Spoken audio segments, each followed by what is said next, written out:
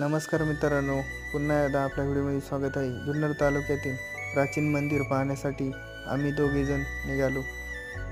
आम्ही राहतो ते सह्याद्रीमध्ये आणि आम्ही ह्या निमगीर गावाच्या शेजारून आम्ही खांडेच्यावाडी या ठिकाणी पोचलो आणि समोर पाहिलं तर हा निमगीर किल्ला आणि हनुमंतगड आपल्याला पाहायला मिळाला.